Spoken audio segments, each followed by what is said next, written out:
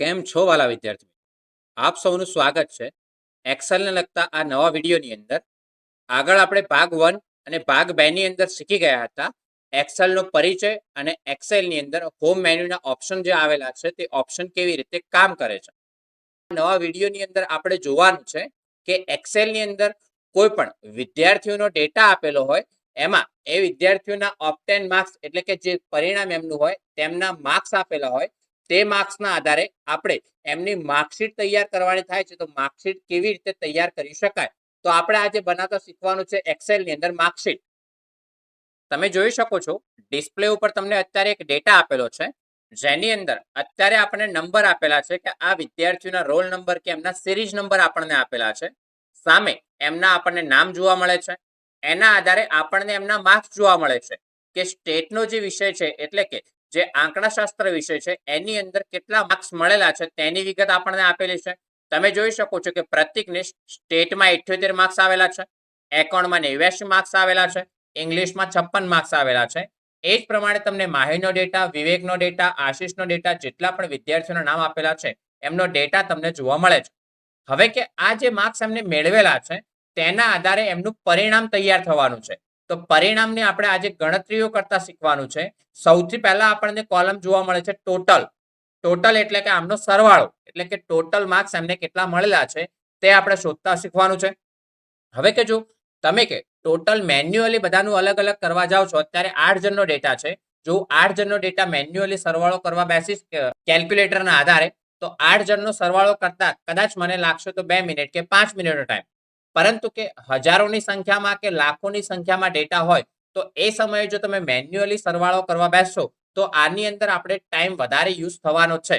તો આપણે કે એક્સેલની અંદર ફોર્મ્યુલાના આધારે આજે કામ કરતા શીખીશું કે તમે કોઈ ફોર્મ્યુલાના આધારે કામ કરો છો તો જે કામ તમારું કલાકોનું, વધારે પડતા દિવસોનું હોય તેને તમે એકાદ 2 મિનિટમાં પૂરું કરાવવું હોય તો કેવી રીતે પૂરું કરાવી શકાય, તો આપણે તેના આધારે ટોટલ શોધતા શીખીશું. એવી જ રીતે મિનિમમ શોધતા શીખીશું, એટલે કે ઓછામાં ઓછા માર્ક્સ કેટલા આવેલા છે તે. એવી રીતે મેક્સિમમ એટલે કે સૌથી વધુ માર્ક્સ કેટલા આવેલા છે. ત્યારબાદ તેમની એવરેજ શોધતા શીખીશું. હવે જે પર માર્ક્સ એમને મેળવેલા છે તેના આધારે આપણે એમનું રિઝલ્ટ શોધીશું. એના આધારે એમના ગ્રેડ શોધીશું. કાઉન્ટ, રેન્ક અને પર્સન્ટ રેન્ક આપણે આજે શોધતા શીખવાનું છે. સૌથી પહેલા આપણે ટોટલ શોધતા શીખી લઈએ. જો તમે કેલ્ક્યુલેટરની જેમ જ કામ કરવા માંગતા હોય તો પણ આપણે આની અંદર કામ કરી શકીએ છીએ. એક્સેલની અંદર કોઈ પણ કામ કરવું હોય એ ચાહે ફોર્મ્યુલાના આધારે હોય કે ડાયરેક્ટ તમે કામ કરવા માંગતા હોય તો આગળ હંમેશા બરાબરનું ચિહ્ન મૂકવું જરૂરી છે. હવે સરવાળો કરવાની રીતો સમજી લઈએ કે કેટલી કેટલી રીતે આપણે સરવાળો કરી શકાય. તો અહીંથી બરાબર મૂકીને અહીંથી આપણે 78 વત્તા 89 વત્તા 56 કરીએ છીએ. ત્યારબાદ એન્ટર તમે આપો છો તો આનો સરવાળો તમને જોવા મળશે. જો બીજા વ્યક્તિનો આપણે સરવાળો કરવો હોય તો એ જ પ્રમાણે આગળ જે પ્રમાણે ગણતરી તમે કરી છે કે બરાબર મૂકીને જે પણ એના આંકડા હોય તે આંકડા તમે ટાઈપ કરો. અહીંથી કે 76 + 30 એન્ટર કરીશું તો આપણને તેનો સરવાળો જોવા મળશે. હવે કે આ જે કામ કરીએ છીએ તે મેન્યુઅલી કામ કરીએ છીએ, પરંતુ આપણે કે કામ એવું કરીએ કે એક જણનું કામ કરીએ અને બધા લોકોનું કામ આપણે વારે ઘડીએ કરવાની જરૂર ના પડે, તો આપણે ફોર્મ્યુલાના આધારે કામ કરીશું જેના આધારે આપણું કામ સરળ થઈ જશે. તો આપણે ચાલો કે ટોટલ શોધતા શીખી લઈએ. તો ટોટલ કેવી રીતે શોધી શકાશે, તો તમે હોમ મેન્યુમાં જોઈ શકો છો કે આ બાજુના ભાગે એડિટિંગના ભાગની અંદર આપણને ઓપ્શન જોવા મળે છે ઓટો સમ. કે આનું આપણે ઓટો સમ કરાવવું હોય તો ઓટો સમ ઉપર તમે ક્લિક આપો છો. તમે જોઈ શકો છો કે સમનું એક ફોર્મ્યુલા મુકાઈને આની અંદર વેલ્યુ આપણને જોવા મળે છે C7 જેમ E7, જેમનો મતલબ થશે થી, એટલે કે C7 થી E7. આ છે આપણા સેલ એડ્રેસ. અહીં તમે જોઈ શકો છો કે જે 78 નો આંકડો છે તે કયા સેલમાં છે, તો C7. તો કે C7 માં લખેલ છે. જ્યારે અહીંથી કે E7 એટલે કે આ ઇંગ્લિશના જે માર્ક્સ છે તે લખેલા છે E7. વચ્ચે જેમનું ચિહ્ન આવ્યું છે એનો મતલબ કે થી, એટલે કે C7 થી માંડીને E7 સુધી જેટલી પણ રકમો હશે તેટલી રકમનો સરવાળો આપણને કરીને આપશે. તમે એન્ટર આપો છો તો આપણને સરવાળો જોવા મળશે. પરંતુ અહીંથી તમે ઓટો સમ કરાવો છો ત્યારે એક વસ્તુનું ખાસ ધ્યાન રાખવાનું છે કે અહીંથી જો તમે ઓટો સમ કરાવો છો તો આની અંદર પ્રાયોરિટી કોલમની છે, રોની નથી. ચાલો કે બીજો જે પણ ડેટા છે માહીનો, તેની અંદર પણ આપણે ઓટો સમ કરી લઈએ. આની અંદર પણ તમે જોઈ શકો છો કે સામે જે પણ રોની અંદર આપણને આંકડા જોવા મળે છે તેના આધારે સરવાળો જોવા મળે છે. આપણને એનો સરવાળો જોવા મળે છે તો ઉપરના ભાગે કોલમમાં આપણને અંક એક જ આપેલો છે 223. તો 223 નો સરવાળો જો કરશે તો આપણને જવાબ તો 223 જ મળવાનો છે. તમે એન્ટર કરો છો તો સરવાળો તમને સામેના આંકડાનો મળશે. હવે જો તમે ઓટો સમ કરો છો તો સરવાળો આપણને ઉપરના બે અંકોનો મળવાનો છે. મેં તમને આગળ કહ્યું કે આની અંદર પ્રાયોરિટી કોલમની છે. પહેલા કોલમનો સરવાળો ચેક કરશે. જો કોલમમાં કોઈ આંકડા નથી મળતા તો સામેની રોનો જે પણ સરવાળો હશે તેનો સરવાળો આપણને કરીને આપશે. અહીંથી આપણે એન્ટર આપીશું. હવે જો ઓટો સમ કરીશ તો સામેના આંકડાનો સરવાળો કરશે. ત્યારબાદ ફરીથી ઓટો સમ કરીશ સામેના આંકડાનો. ત્યારબાદ ફરી ઓટો સમ કરીશ તો ઉપરના બે અંકનો સરવાળો કરશે. કેમ? તો ઉપરના બે પ્રશ્ન છે તેના આધારે આપણને જવાબ આપશે. હવે કે જો આ રીતે પણ તમે કામ કરો છો તો બધાનું સેપરેટલી અલગ અલગ કરવાની જરૂર તો પડવાની છે. તો આપણે મેન્યુઅલી પણ કામકાજ કરી શકીએ છીએ સમનું ફોર્મ્યુલા નાખીને. અહીંથી સમ મૂકીશું કે ઇક્વલ સમ. તમે જોઈ શકો છો કે લિસ્ટમાં આપણને સમનું ફંક્શન જોવા મળે છે. તેના ઉપર તમે ડબલ ક્લિક આપી શકો છો માઉસની ક્લિક ના આપવા માંગતો તો કીબોર્ડની અંદર ટેબ બટન ઉપર તમે ઉપયોગ કરી શકો છો. અહીંથી હું વેલ્યુ સિલેક્ટ કરાવું છું કે આ 3ની વેલ્યુનો સરવાળો મારે લેવો છે. તો સમની અંદર 3 વેલ્યુ સિલેક્ટ કરી દઈએ. ત્યારબાદ તમે એન્ટર આપો છો. તમે જોઈ શકો છો કે આપણને સરવાળો જોવા મળે છે 223. જો આપણે ઓટો સમ શોર્ટકટ રીતે કરવા માંગતા હોઈએ તો શોર્ટકટ કી છે આપણને આપેલી અલ્ટ સાથે ઇક્વલ, અલ્ટ સાથે બરાબર તમે કરો છો તો આપણને ઓટો સમ ઓટોમેટિકલી જોવા મળવાનું છે. આપણે માઉસની ક્લિક આપવાની જવાની જરૂર નહીં પડે કે આપણે ઇક્વલ કરીને સમ મૂકવાની જરૂર નહીં પડે. ઓટોમેટિકલી સમ કરીને આપી દેશે. આપણે ચાલો કે બધી રકમનો એક સાથે સરવાળો કરવા માંગતા હોઈએ તો જેટલા પણ સેલમાં આપણે પરિણામ લાવવાનું થતું હોય તેટલા સેલને સિલેક્ટ કરીશું. ત્યારબાદ અલ્ટ સાથે બરાબર કરીશું તો જેટલા પણ સેલ હશે તેની અંદર સામેના જે રકમ હશે તેના આધારે આપણને સરવાળો જોવા મળવાનો છે. તો આ હતી ઓટો સમની રીતો. હવે કે આપણે કે ચાલો કે સેલ વધારે પડતા હોય એ ટાઈમે આપણે કે આ રીતે સિલેક્ટ કરીને કામ ના કરવું હોય તો આપણે ડાયરેક્ટલી પણ કામ કરી શકીએ છીએ. એકનું આપણે કામ કરીશું કે અલ્ટ સાથે ઇક્વલ એટલે કે બરાબર કરો છો તો આપણને જવાબ પહેલા જો સેલ હશે તેનો મળવાનો છે. હવે કે અહીંથી તમે ડેટાને ડ્રેગ કરો છો. મેં તમને આગળ સમજાવ્યું હતું ફિલનો ઓપ્શન.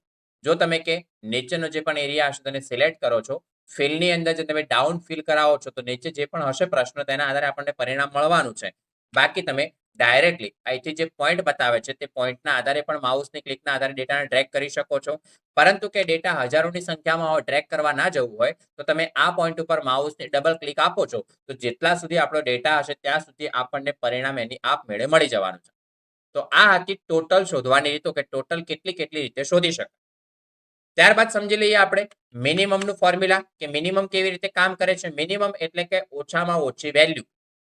તો આપણે મિનિમમ શોધવું હોય તો મિનિમમ માટે અહીં ઓટો સમની અંદર તમને ફંક્શન પણ જોવા મળી રહેવાનું છે મિનિમમ. તમે મિનિમમના ઓપ્શન ઉપર ક્લિક આપો છો તો મિનિમમની વેલ્યુ આપણને પૂછે છે કે તમારે ક્યાંથી ક્યાં સુધી મિનિમમ શોધવું છે. તો અત્યારે બતાવે છે C7 થી F7 એટલે કે સ્ટેટથી માંડીને અહીંથી ટોટલ સુધી જેટલી પણ રકમો હશે એના આધારે મિનિમમ શોધીને આપશે. પરંતુ આપણે ટોટલને ગણતરીમાં નથી લેવાનું તો અહીંથી રેન્જ હું મારા આધારે સિલેક્ટ કરીશ કે C7 થી માંડીને E7 સુધી જે પણ આંક આપેલા છે તેની અંદરથી મિનિમમ આંકડો મારે શોધવાનો થયો છે. તો અહીંથી એન્ટર આપીશ તો આ 3 વેલ્યુમાંથી તમે જોઈ શકો છો કે 3 વેલ્યુમાંથી સૌથી નાની વેલ્યુ કઈ છે તો કે 56 છે એ સૌથી નાની વેલ્યુ છે. તો 56 આપણને પરિણામ મળવાનું છે. જો બીજા નંબરમાં શોધવા માંગતા હોઈએ તો ફરી તમે મિનિમમનું ફંક્શન મૂકી શકો છો. ત્યાંથી પણ એડ કરાવી શકો છો. જ્યારે તમે જાતે પણ ઇક્વલ મિનિમમનું ફંક્શન મૂકી શકો છો. મિનિમમ શામાંથી શોધવું છે તો આ 3 વેલ્યુના આધારે મારે મિનિમમ શોધવાનું થયું છે. 3 વેલ્યુને સિલેક્ટ કરીશું ત્યારબાદ એન્ટર કરીશું તો એ 3ના આધારે જે મિનિમમ માર્ક્સ હશે એ આપણને મળવાના છે. હવે કે મેં તમને આગળ જે પ્રમાણે કહ્યું કે આપણે એક્સેલની અંદર કામ કરતા હોય તો બધાની અંદર સેપરેટલી અલગ અલગ ફોર્મ્યુલા મૂકવાની જરૂર નથી. આપણે જે પણ પહેલા વ્યક્તિનો ડેટા હોય જે પહેલો ડેટા હોય તેનું કામ કર્યા બાદ અહીંથી જે પણ પોઈન્ટ બતાવે છે ત્યાં માઉસથી ડબલ ક્લિક આપવાથી જ્યાં સુધી આપણને આંકડા આપેલા છે ત્યાં સુધી આપણને પરિણામ મળી જવાનું છે. તો આ હતું મિનિમમ. એવી જ રીતે મેક્સિમમ શોધવું હોય આપણે એટલે કે સૌથી મોટી વેલ્યુ શોધવી હોય કે આ જે આંકડા આપેલા છે જે માર્ક્સ આપેલા છે સ્ટેટ, એકાઉન્ટ અને ઇંગ્લિશ આ 3માંથી સૌથી મોટી વેલ્યુ કઈ છે એટલે કે સૌથી વધુ માર્ક્સ કેટલા છે એ શોધવું હોય તો એના માટે તમે મેક્સિમમના ફોર્મ્યુલાનો ઉપયોગ કરી શકો છો. અહીંથી મેક્સિમમના ફોર્મ્યુલા તમે ઓટો સમની અંદર જઈને પણ યુઝ કરી શકો છો. આની અંદર તમે જોઈ શકો છો કે અત્યારે સેલ બતાવે છે C7 થી G7 એટલે કે સ્ટેટથી માંડીને મિનિમમ સુધીની જે પણ રકમો છે તેની અંદરથી મેક્સિમમ શોધશે. જો હું એન્ટર આપીશ તો આની અંદર મેક્સિમમનો આંકડો ટોટલ મળી જશે. કેમ? તો કે આ જે 5 સેલ હતા એમાં તો સૌથી મોટી રકમ તો ટોટલ જ છે. તો પણ જો આપણે મેન્યુઅલી શોધવા માંગતા હોઈએ તો ઇક્વલ મેક્સ કેમ કે આપણે મોટી વેલ્યુ શોધવાની છે તો ઇક્વલ મેક્સનું ફંક્શન મૂકીશું. ત્યારબાદ અહીંથી કે શાની અંદરથી મેક્સિમમ વેલ્યુ શોધવી છે તો મારે આ 3 માર્ક્સના આધારે મેક્સિમમ વેલ્યુ શોધવી છે તો 3 માર્ક્સને સિલેક્ટ કરીશ. ત્યારબાદ એન્ટર કરીશ તો અહીંથી આપણને પરિણામ મળવાનું છે કે આ 3 સબ્જેક્ટ છે એની અંદર સૌથી વધુ માર્ક્સ આપણને 89 જોવા મળે છે. આગળ જે પ્રમાણે કર્યું એ જ પ્રમાણે તમે માઉસથી ડબલ ક્લિક આપો છો તો આપણને બધાના પરિણામ જોવા મળવાના છે.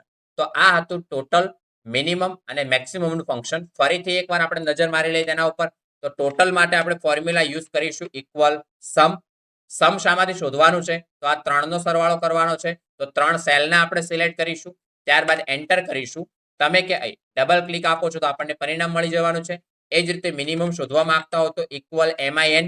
મિનિમમ શામાંથી શોધવું છે તો આ 3 સેલના આધારે આપણે મિનિમમ શોધવાનું છે કે 3 માંથી સૌથી નાની વેલ્યુ કઈ છે તો 3 સેલને સિલેક્ટ કરીશું. ત્યારબાદ એન્ટર કરીશું. અહીંથી તમે ડબલ ક્લિક આપો છો તો આપણને પરિણામ મળવાનું છે. એ જ રીતે જો મેક્સિમમ શોધવા માંગતા હો તો ફંક્શન યુઝ કરી શકો છો તમે ઇક્વલ મેક્સ. મેક્સ શામાંથી શોધવું છે તો એ પણ 3 વિષયોના આધારે મારે મેક્સિમમ વેલ્યુ શોધવી છે તો 3 વિષયોના માર્ક્સને સિલેક્ટ કરીશું. ત્યારબાદ એન્ટર કરીશું તો અહીંથી આપણને પરિણામ જોવા મળી જવાનું છે. આની અંદર તમે જે કામ કરો છો તે ફોર્મ્યુલા બારમાં તમે જોઈ શકો છો કે જોવા મળે છે કે પહેલા ખાનાની અંદર જે 223 પરિણામ મળ્યું છે તે શાના આધારે તો સમના ફંક્શનના આધારે C7 થી E7 ના આધારે સરવાળો મળ્યો છે. બીજા સેલમાં તમે જોઈ શકશો કે C8 થી E8. કેમ તો આની અંદર માહીનો સરવાળો શોધવાનો હતો તો માહીની જે રો છે તે 8 નંબરની રો છે તો અહીંથી આપણને બતાવશે કે C8 થી E8. એ જ પ્રમાણે વિવેકનું 9 નંબર આવશે. 10 નંબર આગળ જે પ્રમાણે ડેટા હશે એ પ્રમાણે આપણને વિગત જોવા મળવાની છે. હવે કે આપણે એવરેજ એટલે કે એક ટકાવારી, એક સરેરાશ શોધવા માંગતા હોઈએ તો સરેરાશ પણ શોધી શકીએ છીએ. તો સરેરાશ શોધવા માટે અહીંથી આપણે એવરેજનું ફંક્શન જાતે પણ એડ કરી શકીએ છીએ. બાકી એવરેજનું ફંક્શન તમને આ ઓપ્શનની અંદર પણ જોવા મળી રહેવાનું છે. આપણે કે એવરેજના ઓપ્શન ઉપર ક્લિક આપીએ છીએ તો એવરેજ શામાંથી શોધવાની છે તો એવરેજ મારે અત્યારે જે ટકાવારી શોધવાની છે એ 3 વિષયોના આધારે શોધવાની છે. તો એવરેજમાં પણ આપણે વેલ્યુ સિલેક્ટ કરીશું 3 સબ્જેક્ટના જે પણ માર્ક્સ છે તે. તો અહીંથી 3 સબ્જેક્ટના જે માર્ક્સ છે તેને સિલેક્ટ કરી લઈએ.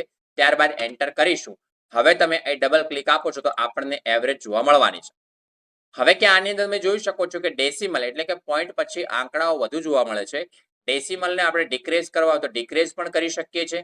જ્યારે ઇન્ક્રીઝ કરવા હોય તો ઇન્ક્રીઝ પણ આ ઓપ્શનના આધારે કરી શકીએ છીએ. નંબરિંગના પાર્ટની અંદર જેટલા પણ પોઈન્ટ્સ આપણે એડ કરવાના થતા હોય એડ કરી શકીએ છીએ. બાદ કરવાના થતા હોય તો બાદ કરી શકીએ છીએ. એ જ પ્રમાણે મારે રિઝલ્ટ શોધવાનું થયું છે એટલે કે પરિણામ લાવવું છે કે આ જે વિદ્યાર્થીઓ છે આટલા લોકોની જે એક્ઝામ લેવાય છે, જે પરીક્ષા લેવાય છે, આની અંદરથી કોણ પાસ છે અને કોણ ફેલ છે મારે તે શોધવાનું થયું છે તો આપણે રિઝલ્ટ શોધી શકીએ છીએ. હવે આગળ જે ફોર્મ્યુલા આપણે જોયા ટોટલ, મિનિમમ, મેક્સિમમ અને એવરેજ, આ ચારેની અંદર એક વસ્તુ કોમન હતી કે ચારેમાં જે પણ આપણે ટોટલ શોધ્યું, મિનિમમ શોધ્યું, મેક્સિમમ શોધ્યું, જે પણ એવરેજ શોધ્યું શામાંથી તો એમના જે વિષયોના માર્ક્સ મેળવેલા છે તે માર્ક્સના આધારે આપણે ટોટલ શોધ્યું. માર્ક્સના આધારે મિનિમમ, માર્ક્સના આધારે મેક્સિમમ અને માર્ક્સના આધારે એમની ટકાવારી એટલે કે એવરેજ સરેરાશ આપણે શોધતા શીખ્યા. હવે કે જો મારે રિઝલ્ટ શોધવું હોય તો રિઝલ્ટ માટે આપણે એવું ફંક્શન નહીં આવે કે ઇક્વલ રિઝલ્ટ. તો રિઝલ્ટની અંદર આપણે આની અંદર કન્ડિશન એટલે કે ફોર્મ્યુલા મૂકવાનો થશે ઇફનો. કેમ તો રિઝલ્ટની અંદર આપણે જે કામ કરવાનું છે તે એક ધારણાના આધારે કામ કરવાનું છે, લોજિકના આધારે કામ કરવાનું છે. કે આપણી ધારણા એવી છે કે આ જે લોકોની પરીક્ષા લેવાય છે એની અંદર પહેલેથી નક્કી એવું હતું કે જે વિદ્યાર્થીને જે પણ વિષયની અંદર જે માર્ક્સ 33 કે 33 કરતા વધુ આવે છે તો એ વિદ્યાર્થીનું પરિણામ પાસ આવશે. પરંતુ જો 33 કરતા માર્ક્સ ઓછા આવે છે તો તે વિદ્યાર્થીનું પરિણામ ફેલ આવશે. હવે કે અહીંથી ચાલો કે 3 વિષયની પરીક્ષા લેવાય છે, કોઈ વિદ્યાર્થીને 2 વિષયની અંદર માર્ક્સ સમજી લઈએ કે 70 કે 80 કે એવા હતા, પરંતુ કોઈ એકની અંદર માર્ક્સ એને 25 કે 30 મળ્યા છે તો એનું પરિણામ ફેલ જ આવવાનું છે. તો આપણે કે ધારણાના આધારે કામ કરવું છે તો એના માટે કન્ડિશન મૂકીશું ઇક્વલ ઇફ. ઇફનો મતલબ થશે જો, એટલે કે જો આવું હશે તો આ બનશે ને આ નહીં હોય તો આવું બનશે. હવે કોઈ પણ ફોર્મ્યુલાને સમજવા માટે તમે જ્યારે ફોર્મ્યુલાની શરૂઆત કરો છો ત્યારે એની અંદર કઈ વેલ્યુ પાસ કરાવવાની છે તેને ખાસ સમજી લેવાનું રહેશે. અહીંથી સૌથી પહેલા આપણને પૂછવામાં આવે છે લોજિકલ ટેસ્ટ, એટલે કે તમારે જે ધારણા મૂકવાની હોય, જે લોજિક મૂકવાનું તે તમે મૂકી શકો છો. હવે અત્યારે મારું લોજિક એવું છે કે 33 કે 33 કરતા વધુ, તો આને ગાણિતિક ભાષામાં મારે લખવું હોય તો કેવી રીતે લખી શકાશે તો આપણે લખી શકાશે ગ્રેટર ધેન ઇક્વલ 33 કે 33 કે 33 થી વધુ, ઇક્વલ નો મતલબ થશે 33 ને પણ લેવાના છે, ગ્રેટર ધેન નો મતલબ થશે આના કરતા વધારે વેલ્યુ એટલે કે 33 કરતા વધુ. તો આ એક લોજિક છે. પરંતુ એક્સેલમાં આ જે ફોર્મ્યુલા છે પ્રતીકની અંદર આપણે એડ કરી રહ્યા છીએ, તો કોમ્પ્યુટરને ક્યાંથી આઈડિયા આવશે કે પ્રતીકને 33 માર્ક્સ છે કે નહીં? તો આપણે બતાવવું પડશે કે આ વેલ્યુ ચેક કરવાની, એમાં 33 હોય તો પરિણામ મળવું જોઈએ. તો આપણે અહીંથી ફોર્મ્યુલાની અંદર સ્ટાર્ટિંગમાં જ એડ કરવાનું રહેશે. શું? તો કે મિનિમમનું સેલ એડ્રેસ. કેમ? તો કે જે રિઝલ્ટ મળવાનું છે તે તેમના મિનિમમ એટલે કે સૌથી ઓછા માર્ક્સના આધારે એમનું પરિણામ તૈયાર થશે. જો કોઈને 33 કરતા ઓછા આવ્યા હશે તો પણ મિનિમમ ની અંદર શો થવાના છે. તો મિનિમમ નું cell address greater than equal 33 એટલે કે 33 કે 33 થી વધુ. પણ ચેક ક્યાં કરવાના? તો હરેકના ચેક કરવાના મિનિમમના માર્ક્સ. માહીના મિનિમમના ચેક કરવાના, વિવેકના, જેનો પણ ડેટા હશે એના આધારે ચેક થશે. તો આ મુકાયું છે એક લોજિક એટલે કે લોજિકલ ટેસ્ટ. ત્યારબાદ તમે જોઈ શકો છો કે આપણે આ લોજિક પૂરું થયું તો અલ્પ વિરામનું ચિહ્ન આપવાનું કહે છે, તો અલ્પ વિરામ આપી લઈએ. હવે આપણને પૂછવામાં આવે છે વેલ્યુ ઇફ ટ્રુ, કે જો આ વેલ્યુ સાચી પડી તો. જો આ વેલ્યુ સાચી પડશે તો પરિણામ શું આવશે? સામે ચેક કર્યું 33 કે 33 થી વધુ મળ્યા તો પરિણામ આવવું જોઈએ પાસ. હવે કે એક્સેલ ની અંદર રૂલ્સ છે કે તમે કોઈ પણ ફોર્મ્યુલામાં આલ્ફાબેટ્સ એટલે કે એબીસીડી ના અક્ષરોનો ઉપયોગ કરો છો તો હંમેશા ડબલ અવતરણ ચિહ્નમાં લખવું. તો આપણે અહીંથી ડબલ અવતરણ ચિહ્નમાં એડ કરીશું પાસ, ડબલ અવતરણ ચિહ્ન પૂરા કરી દઈશું. એટલે કે આ હશે આપણી વેલ્યુ ઇફ ટ્રુ, કે જો સામેવાળી વેલ્યુ સાચી પડી તો પરિણામ પાસનું મળશે. ત્યારબાદ અલ્પ વિરામ આપીશું. હવે આપણને પૂછવામાં આવે છે વેલ્યુ ઇફ ફોલ્સ, કે જો આ વેલ્યુ ખોટી પડી, સામે ચેક કર્યું અને 33 કે 33 થી વધુ માર્ક્સ મળ્યા નથી, તો પરિણામ શું આવશે? તો પરિણામ આવશે ફેલ. તો આપણે એડ કરીશું ડબલ અવતરણ ચિહ્નની અંદર. તો અહીંથી ડબલ અવતરણ ચિહ્ન અંદર આપણે એડ કરીશું ફેલ, ડબલ અવતરણ ચિહ્નને પૂરા કરી દઈશું. ત્યારબાદ જે કૌંસ છે તેને આપણે પૂરો કરવાનો રહેશે. કૌંસને પૂરો નહીં કરીએ તો પણ ચાલશે. તમે અહીંથી એન્ટર કરો છો તો જે પણ પરિણામ હશે આપણને મળી જવાનું છે. તો બધાનું પરિણામ લાવવા માંગતા હોય તો આ પોઈન્ટ ઉપર તમે ડબલ ક્લિક આપો છો કે ડેટાને ટ્રેક કરો છો, તો જેની પણ વિગત મળશે એના આધારે પરિણામ મળવાનું છે. આનું પરિણામ તમે જો પાસનું મળે છે, કેમ કે સૌથી ઓછા માર્ક્સ 56 છે. આનું પરિણામ ફેલ મળે છે, કેમ કે અહીંથી તમે જોઈ શકો છો કે બે વિષયની અંદર એનું પરિણામ ફેલ છે. અહીંથી આગળ તમે જોશો જે પ્રમાણે ડેટા હશે એના આધારે આપણને માહિતી મળવાની છે. અહીં તમને અત્યારે પરિણામ પાસ જોવા મળે છે. પરંતુ ચાલો કે આ જે ઇંગ્લિશમાં 56 માર્ક્સની જગ્યાએ 32 માર્ક્સ કરું, તમે જોઈ શકો છો કે પરિણામ તેનું હવે ફેલ જોવા મળે છે. મિનિમમમાં અત્યારે 32 માર્ક્સ જોવા મળે છે. કેમ? તો કે આ જે રિઝલ્ટ તૈયાર થયું છે તે મિનિમમના આધારે તૈયાર થયું છે. અને મિનિમમની અંદર જે આંકડો આવ્યો છે તે કોના આધારે? તો કે એ 3 સેલના આધારે મળેલ છે. અહીંથી આપણે ચાલો કે 56 લખી દઈએ તો આપણો આન્સર જે પહેલાની જેવો હતો એવો આપણને પરિણામ જોવા મળવાનું છે. તો આ હતું એ રિઝલ્ટનું ફંક્શન. ત્યારબાદ ગ્રેડ શોધતા સમજી લઈએ કે ગ્રેડ કેવી રીતે શોધી શકાય. તો આપણે ગ્રેડ માટે પણ કન્ડિશન મૂકવાની રહેશે ઇક્વલ ઇફ. ગ્રેડની અંદર આપણે કે પહેલેથી સ્કૂલ હોય કે કોલેજ હોય નક્કી હોય કે જો આટલા ઉપર ટકાવારી મળે છે તો આ ગ્રેડ આપીશું. હવે કે ચાલો કે આપણે અત્યારે પરિણામ મેળવી રહ્યા છીએ એની અંદર કન્ડિશન એવી છે કે કોઈને જો 95 ઉપર ટકાવારી આવે છે તો ગ્રેડ આપવાનો રહેશે A+. કોઈને 80 ઉપર આવે છે તો એ આપીશું, 70 ઉપર આવે છે તો આટલા આપીશું. તો આપણે ઇફની કન્ડિશનના આધારે કામ કરીશું. ઇફની કન્ડિશનમાં પણ સૌથી પહેલા આપણે જોઈ શકો છો કે લોજિકનો ઓપ્શન તો આવવાનો જ છે. અહીંથી કે આપણે જોઈએ છીએ તો કે લોજિક આપણું શું છે? તો સૌથી પહેલા મારે લોજિક એવું મૂકવું છે કે 90 કે 90 થી વધારે હોય એને કે A+ આવવો જોઈએ. પણ શાના આધારે? તો કે એમની એવરેજ એટલે કે ટકાવારીના આધારે. તો આપણે સૌથી પહેલા એવરેજના સેલ એડ્રેસને સિલેક્ટ કરીશું. ત્યાં ગ્રેટર ધેન ઇક્વલ 95 એટલે કે 95 કે 95 થી વધારે. અહીંથી શું મુકાયું? તો કે એક લોજિક મુકાયું છે. ત્યારબાદ અલ્પ વિરામ આપીશું. વેલ્યુ ઇફ ટ્રુ, કે આ વેલ્યુ સાચી પડી, સામે ચેક કર્યું કે 95 કે 95 થી વધારે માર્ક્સ મળ્યા તો શું? તો અહીંથી આપણે જો આ પરિણામ સાચું મળે છે તો આને ગ્રેડ આવવો જોઈએ A+. તો ડબલ અવતરણ ચિહ્નમાં A+ એડ કરીશું. કેમ? તો કે આલ્ફાબેટ્સ છે એટલા માટે ડબલ અવતરણ ચિહ્નમાં લખવામાં આવશે. ત્યારબાદ અલ્પ વિરામ. હવે પૂછવામાં આવે છે વેલ્યુ ઇફ ફોલ્સ. જો વેલ્યુ ઇફ ફોલ્સ ની અંદર હું ડબલ અવતરણ ચિહ્નમાં એ લખી દઉં તો આનો મતલબ એવો થશે કે 95 થી નીચી ટકાવારી જેને મળશે તે બધાને એ ગ્રેડ આવવાનો છે. પરંતુ આપણે કે એ ગ્રેડ મૂકવાનો નથી, તો અહીંથી વેલ્યુ ઇફ ફોલ્સ ની અંદર ફરીથી એક ફંક્શન મૂકીશું ઇફ. ફરીથી એડ કરીશું એવરેજ ગ્રેટર ધેન ઇક્વલ 80. અહીંથી હું એવું મૂકું છું કે 80 કે 80 થી વધુ. અહીંથી લોજિક પૂરું થયા બાદ અલ્પ વિરામ કરીશું. વેલ્યુ ઇફ ટ્રી ની અંદર આપણે એડ કરી લઈએ એ, એટલે કે જેને 80 કે 80 થી વધારે ટકાવારી હશે તેને ગ્રેડ આવવાનો છે એ. પણ ક્યાં સુધી? તો કે 95 સુધી. જો 95 થી ઉપર મળશે તો એ પ્લસ આવવાનો છે. એવી જ રીતે આપણે આગળ કામ કરીએ અલ્પ વિરામ કરીને. હજુ પણ આપણે આગળ કન્ડિશન મૂકવાની છે. તો ફરીથી ઇફ કૌંસ ચાલુ કરીશું. એવરેજનું cell address greater than equal 70 કે 70 કે 70 થી વધુ. હવે 70 કે 70 થી વધુ આવે છે તો શું? તો આ લોજિક પૂરું થયું છે એટલે અલ્પ વિરામ તો આપી લઈએ. હવે જો આ પરિણામ સાચું પડ્યું, સામે ચેક કર્યું 70 કે 70 થી વધુ મળ્યા છે માર્ક્સ, તો અહીંથી એમનું પરિણામ શું આવશે? તો એમનો ગ્રેડ આવશે બી ગ્રેડ. તો અહીંથી કે ડબલ અવતરણ ચિહ્નમાં બી ગ્રેડ. ત્યારબાદ અલ્પ વિરામ. હવે પૂછવામાં આવે છે વેલ્યુ ઇફ ફોલ્સ, કે જો આ વેલ્યુ ખોટી પડી તો એ વેલ્યુ ખોટી પડશે તો આપણે એક બીજી વેલ્યુ એડ કરી લઈએ કે ઇફ એવરેજનું cell address greater than equal 60 કે 60 કે 60 થી વધુ. ત્યારબાદ લોજિક પૂરું થયું છે એટલે અલ્પ વિરામ આપીશું. વેલ્યુ ઇફ સામે ચેક કર્યું કે 60 કે 60 થી વધુ ટકાવારી મળી છે તો શું પરિણામ આવશે? તો પરિણામ આવશે કે સી ગ્રેડ. તો અહીંથી આપણે કે સી એડ કરી લઈએ. ત્યારબાદ ફરીથી અલ્પ વિરામ આપી લઈએ. જ્યાં જ્યાં અટકવાનું થતું ત્યાં અલ્પ વિરામ આપવાનું રહેશે. વેલ્યુ ફોલ્સ, ફરીથી આપણે ઇફની કન્ડિશન મૂકીને એક બીજું ફંક્શન એડ કરી લઈએ કે એવરેજનું cell address greater than equal 50 50 કે 50 થી વધુ. ત્યારબાદ અહીંથી અલ્પ વિરામ આપી લઈએ. જો આ 50 કે 50 થી વધુ ટકાવારી મળી તો પરિણામ શું આવશે? તો પરિણામ આવશે કે ડી ગ્રેડ. ત્યારબાદ ફરી અલ્પ વિરામ આપી લઈએ. વેલ્યુ ફોલ્સ, કે જો આ વેલ્યુ ખોટી પડી તો આપણે એક બીજી વેલ્યુ એડ કરી લઈએ ઇફ.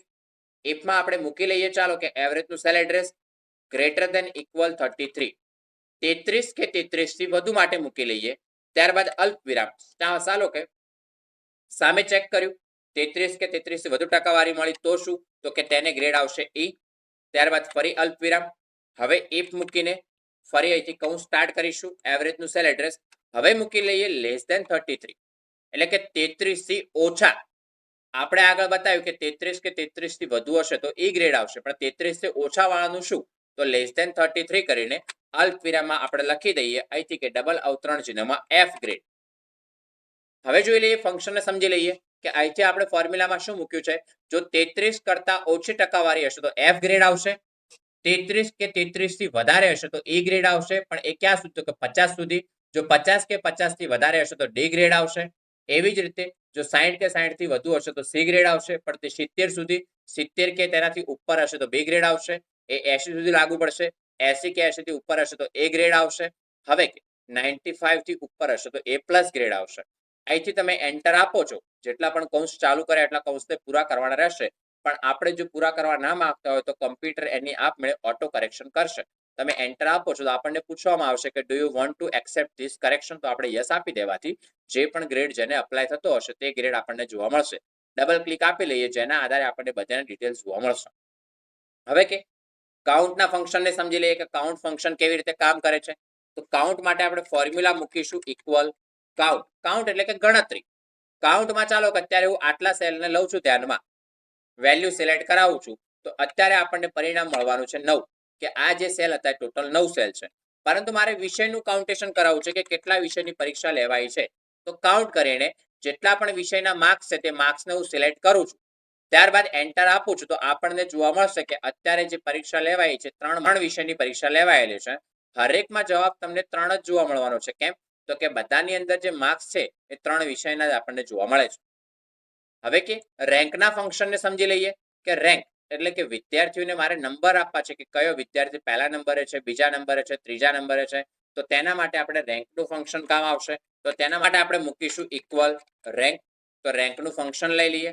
રેન્કના ફંક્શનમાં સૌથી પહેલા આપણને પૂછવામાં આવે છે નંબર, કે આપણે કોની રેન્ક શોધવી છે.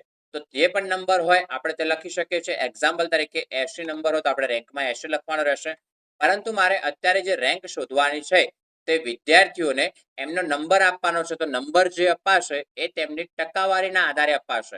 તો અહીંથી રેન્કમાં આપણે નંબરમાં સિલેક્ટ કરીશું તેમની ટકાવારીનું સેલ એડ્રેસ. એટલે કે આ જે નંબર રહ્યો તેને મારે રેન્ક આપી છે કે આ કયા નંબરે છે. તો 74.33 છે તે આંકડો આપણે લખવાની જગ્યાએ તેના સેલ એડ્રેસને સિલેક્ટ કરી લઈએ. તેનું સેલ એડ્રેસ આપેલું છે I7. મેન્યુઅલી પણ તમે લખી શકો છો. જ્યારે તમે માઉસની ક્લિકના આધારે સિલેક્શન કરો છો તો પણ તે સેલ એડ્રેસની અંદર જે વેલ્યુ હશે તે એક્સેપ્ટ થવાની છે. ત્યારબાદ અલ્પ વિરામ આપવામાં આવે છે. અલ્પ વિરામ આપી લઈએ. હવે મારે કમ્પ્યુટરને ઓર્ડર આપવાનો છે કે આની ચેક કરવાની, પણ કેટલામાંથી?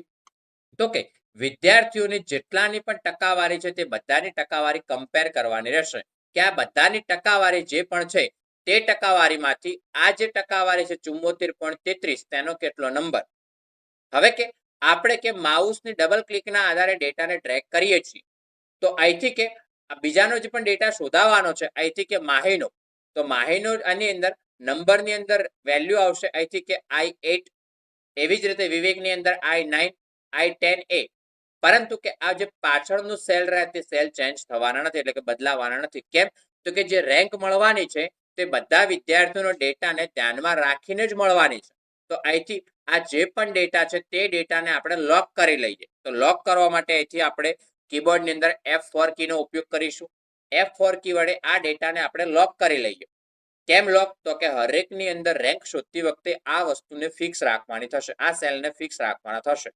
તમે એન્ટર કરો છો, હવે તમે અહીં ડબલ ક્લિક આપો છો તો આપણને રેન્ક મળશે બધાની. જો આપણે કે અહીંથી કે જે પણ સેલ છે તેને લોક નથી કરતા તો શું થશે એ સમજી લઈએ. અહીંથી કે જો આ સેલને મેં લોક ના કર્યા હોત, અહીંથી જવા દઈએ, આપણે એને ડિલીટ કરી દઈએ. અહીંથી કે હું આટલી વેલ્યુને સિલેક્ટ કરાવું છું કે આટલામાંથી I7 ની વેલ્યુ આપણે શોધવાની છે. I7 ની કેટલી રેન્ક આવે છે તે શોધવાની છે. તમે એન્ટર આપો છો તો આનું તો પરિણામ પ્રોપર મળશે, પણ તમે ડબલ ક્લિક આપો છો તો બધાનું પરિણામ તમને પ્રોપર નથી મળવાનું. તમે જોઈ શકો છો કે આની ટકાવારી 29 છે, તેમ છતાં એ પહેલા નંબરે છે. કેમ? તો સમજી લઈએ. તમે આની અંદર જોઈ શકો છો કે ફોર્મ્યુલા બારની અંદર તમને જોવા મળે છે કે I14 એટલે કે આની વેલ્યુ શોધાઈ છે, બરોબર છે, પણ તે કેટલામાંથી? તો I14 થી I21 માંથી. પણ એકચ્યુઅલમાં I14 થી I21 માંથી નહીં, આટલામાંથી શોધાવી જોઈએ કે જે I7 થી માંડીને I14 છે તેની અંદરથી શોધાવી જોઈએ. જો I7 થી I14 માંથી શોધીશું તો આપણને પરિણામ કમ્પ્લીટ મળે છે. તો આપણે જે પહેલા સેલની અંદર સેલ એડ્રેસને લોક કર્યું હતું, તો કેમ? તો કે આ જે સેલ એડ્રેસ છે તે બદલાવા જોઈએ નહીં. હરેકની અંદર આપણે ડેટા ટ્રેક કરીએ તો આપણને પરિણામ સેમ મળે, એટલે કે આ જે સેલ છે તે ફિક્સ રાખવાના છે. તેટલા માટે આપણે પહેલેથી આ સેલને લોક કરીને રાખીએ છીએ, જેથી કરીને હરેકની અંદર જ્યારે પણ ડેટા ચેક થાય તો તેનો ડેટા જે છે I8, I9 એના આધારે તો ચેક થશે, પરંતુ આ વસ્તુ ફિક્સ રહેશે, એ બદલાશે નહીં. આને લોક નહીં કરવાની રહે. જો તમે આને પણ લોક કરી દો છો F4 ના આધારે તો પરિણામ આપણને હરેકમાં સેમ જોવા મળવાનું છે. કેમ? તો હરેકમાં જે પરિણામ મળવાનું છે તે I7 નું જ મળવાનું છે. આપણે કે આ જે I7 છે તેને લોક નહીં કરીએ. કેમ? તો કે અહીંથી પહેલામાં I7 નો ડેટા શોધવાનો છે, બીજામાં I8, I9 એ પ્રમાણે આપણે માહિતીને શોધવાની છે. તો અહીંથી જેને પણ લોક કરવાની જરૂર હતી તેને લોક કરી લઈએ, અને જેને આપણે લોક કરવાની જરૂર નથી તેને આપણે નોર્મલ રાખીએ. ત્યારબાદ આગળ સમજી લઈએ આપણે પર્સન્ટ રેન્ક, એટલે કે મારે PR શોધવી હોય કોઈની તો PR કેવી રીતે શોધી શકાય. હવે PR એટલે શું? તો સમજી લઈએ કે કોઈ 100 વિદ્યાર્થીઓની એક્ઝામ લેવાય છે. 100 માંથી ચાલો કે જે વિદ્યાર્થી બીજા નંબરે છે, તો આની PR કેટલી હશે? તો જે બીજા નંબરે વિદ્યાર્થી હશે તેની PR હશે 99. એટલે કે આના કરતા એક વિદ્યાર્થી આગળ છે. એ કયો? તો કે જે પહેલા નંબરે હશે તે. અહીંથી કે કોઈની ટકાવારી, ચાલો જે વિદ્યાર્થી ત્રીજા નંબરે હશે તેની આપણને PR જોવા મળી રહેવાની છે 98, કે તેના કરતા 2% લોકો આગળ, એટલે કે 2 વિદ્યાર્થી આગળ છે.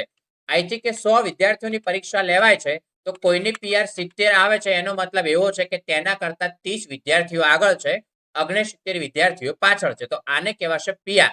તો આપણે PR કેવી રીતે શોધી શકાય? તો PR શોધવા માટે આપણે ફંક્શન એડ કરીશું equal percent rank. Percent rank શામાં શોધવાની છે? તો PR જે શોધાશે એ તેમની એવરેજ, એટલે કે ટકાવારીના આધારે શોધાશે. તો ટકાવારીનો એરિયા, તો આટલા વિદ્યાર્થીઓની જે ટકાવારી છે તે ટકાવારીને ચેક કરવાની રહેશે. ટકાવારી જે છે એ બધા સેલમાં બદલાવી ના જોઈએ, તો ટકાવારીને આપણે F4 ના આધારે લોક કરી લઈએ. ત્યારબાદ અલ્પવિરામ આપી લઈએ. X એટલે કે કમ્પ્લીટ તમારે કોની શોધવાની છે? તો મારે અત્યારે જે PR શોધવાની છે તે પ્રતિકના એવરેજને, એટલે કે પ્રતિકની જે ટકાવારી છે તેની, એટલે કે I7 ની શોધવાની છે. અલ્પવિરામ આપીશું. સિગ્નિફિકન્સમાં આપણે એડ કરીશું એથી 1. ત્યારબાદ બ્રેકેટને ક્લોઝ કરીશું. PR જે કાઢવાની છે તે 100 ના આધારે, તો આપણે અહીં એડ કરીશું ઇન્ટુ 100, એટલે કે ગુણ્યા 100. ત્યારબાદ તમે એન્ટર કરો છો તો જેની PR જે પ્રમાણે મળતી હશે એ પ્રમાણે આપણને જોવા મળવાની છે. જે વિદ્યાર્થી પહેલા નંબરે છે તેની PR 100 જોવા મળવાની છે. કેમ? તો કે તેના કરતા એકે વિદ્યાર્થી આગળ નથી. જે સૌથી છેલ્લા નંબરે છે તેની PR 0 મળવાની છે, કે આના કરતા બધા વિદ્યાર્થીઓ આગળ છે. તો વિદ્યાર્થી મિત્રો, આપણે આજે શીખી ગયા એક્સેલની અંદર માર્કશીટ કેવી રીતે બનાવી શકાય. જો માર્કશીટને લગતા કોઈને કોઈ પ્રશ્ન છે તો તમે કમેન્ટ સેક્શનની અંદર જણાવી શકો છો. એક્સેલને લગતા આવા જ અવનવા વિડીયો જોવા માટે અમારી એસઆઈ કોમ્પ્યુટર એજ્યુકેશન પાટણ ચેનલને સબસ્ક્રાઇબ કરવાનું ના ભૂલતા. જો વિડીયો તમને પસંદ આવ્યો હોય તો શેર કરવાનું ના ભૂલતા.